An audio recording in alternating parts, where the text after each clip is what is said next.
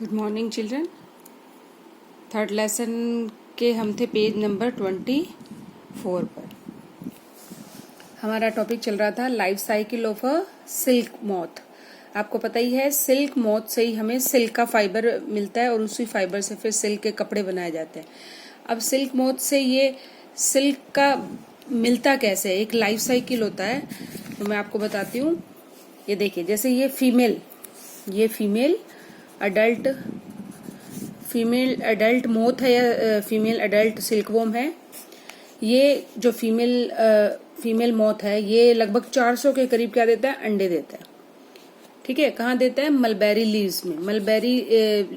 Mulberry का जो पेड़ होता है ना, उसी की पत्तियों पर ये अंडे देता है। लगभग 400 के करीब ये अंडे देता है।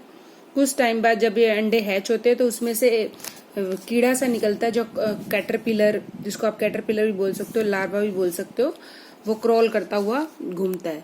अब क्या होता है, यहाँ इस स्टेज में क्या होता है, लगभग 6 वीक्स तक जो ये कीड़ा होता है ये पत्तियों को खूब खाता है, खूब खाना खाता है। ये अपनी ग्रोथ को बढ़ाता है, अपने साइज को बढ़ाता है।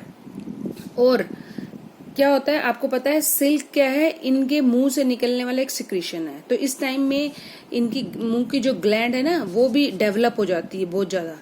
इसी स्टेज में डेवलप हो जाती है ताकि वो आगे क्या बनाए, सिल्क। ठीक है, डेवलप हो जाती है स्टेज में। इसके बाद ये बनता है प्यूपा स्टेज में। ये स्टेज रहती है लगभग 6 वीक तक। ठीक है, 6 वीक्स तक। फिर प्यूपा स्टेज बनता है। प्यूपा स्टेज के बाद वो एक स्टेज में जाने के लिए बिल्कुल रेडी होता है, दैट इज ककून। वो है ककून स्टेज। ककून स्टेज बहुत इंपॉर्टेंट है। क्या होती है कि जो शहतूत के पेड़ होते हैं, मलबेरी के जो प्लांट होता है, उसकी ब्रांचेस पर ऐसे अंडे से लटके होते हैं ना। इसके ये वाइट से कलर के ऐसे अंडे से होते हैं, लटके फॉर्म में होते हैं ये।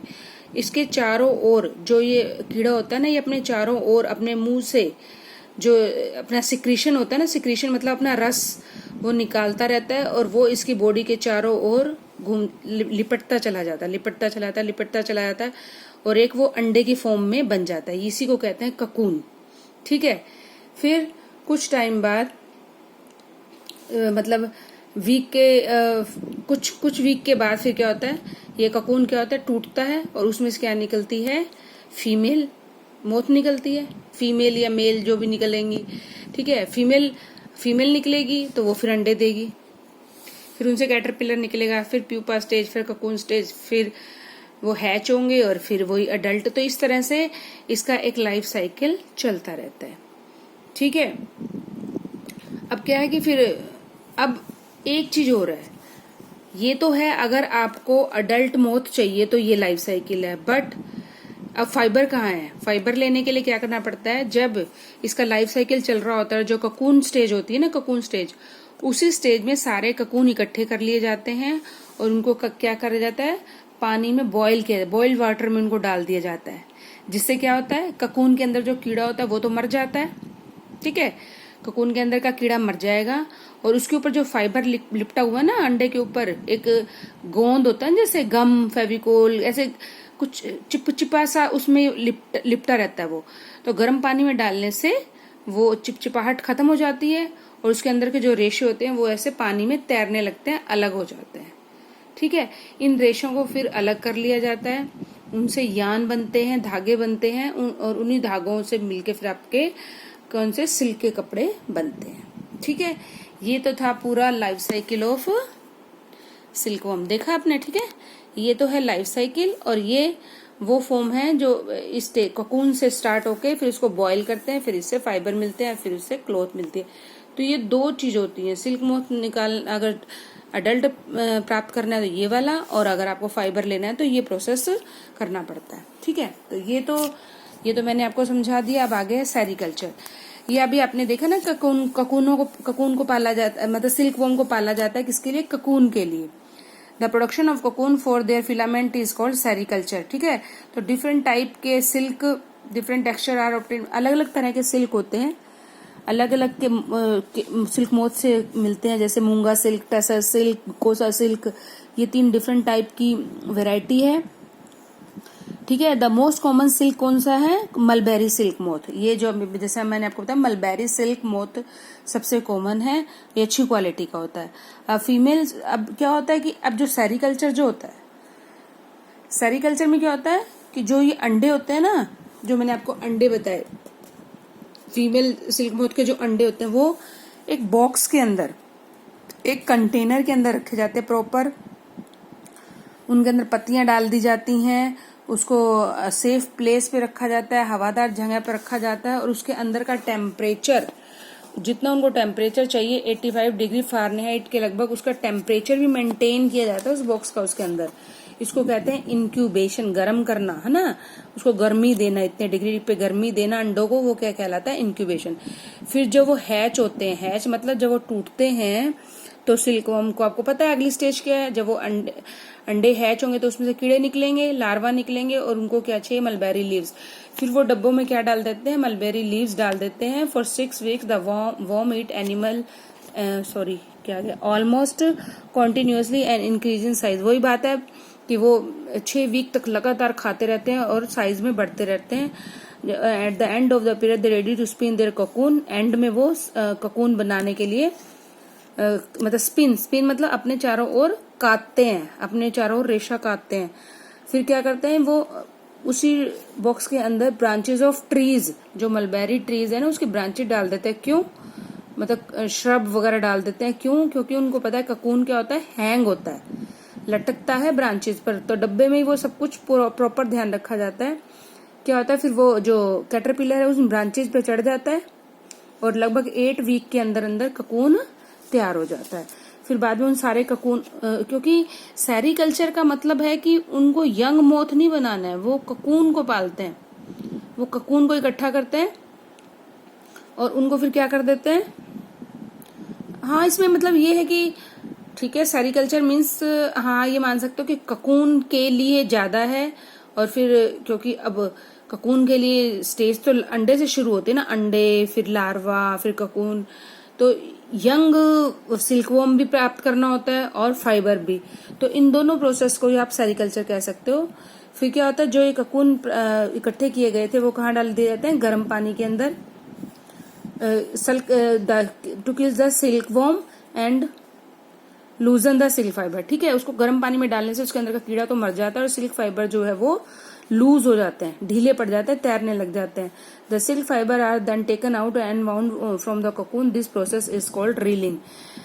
जो फाइबर होते हैं उनको ककून से अलग करना क्या कहलाता है? रीलिंग। अच्छा, यहाँ पे एक रह गया, this is called spinning of cocoon. जो ककून बन जाते हैं ना 6-8 डेज के अंदर, उस प्रोसेस को बोलते हैं spinning of the cocoon.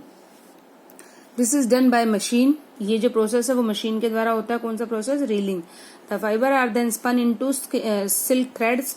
These are then woven into silk fibre. ठीक है, जो ककून से फाइबर मिलता है उनको फिर उनको काटा जाता है सिल्क थ्रेड में, और उनसे फिर बाद में सिल्क के फाइबर या सिल्क फाइबर बनता है और उससे फिर कपड़े बनते हैं।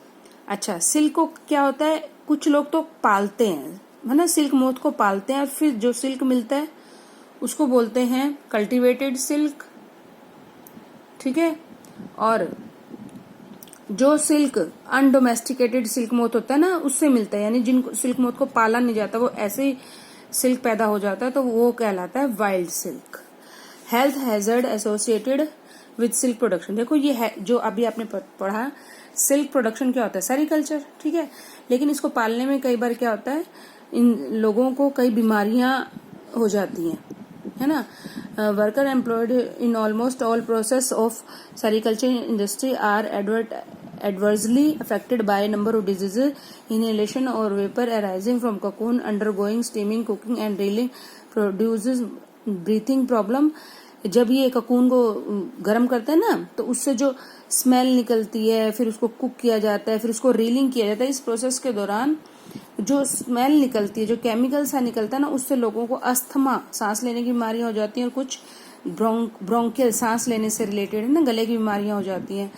Exposure to loud noise during weaving and spinning can result in permanent hearing damage. दूसरा क्या होता है? मशीनों में काम होता है ना, बहुत तेज तेज आवाजों में वीविंग, उसको अड्डे चलते हैं, खड़ खड़ खड़ की आवाजें होती हैं, स्पिनिंग, उसको काटता जाता है, तो उससे कई लोगों के बहरापन आ जाता है, हियरिंग प्रॉब्लम, सुनने की क्षमता कानों में प्रॉब्लम हो जाती है, वो कम हो जाती है। ठीक है, तो यहाँ कुछ है, ये आप टेबल देख लेना। जैसे ये फाइबर के नाम है कॉटन, सिल्क, नायलॉन, वूल।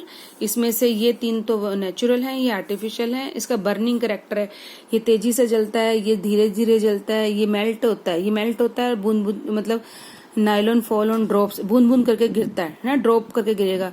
ये स्लोली बर्न करता है। इसकी स्मेल कैसी होती है, कॉटन की पेपर जैसी। इसकी हेयर लाइक सिल्क की, इसकी प्लास्टिक बर्निंग जैसी स्मेल होती है, उसकी बर्निंग हेयर जैसी होती है। करेक्टर क्या है, फाइन ऐश इज प्रोड्यूस्ड। जब ये कॉटन जलता है तो बिल्कुल अच्छी वाली ऐश, मतलब क्या होता है, राख देता है।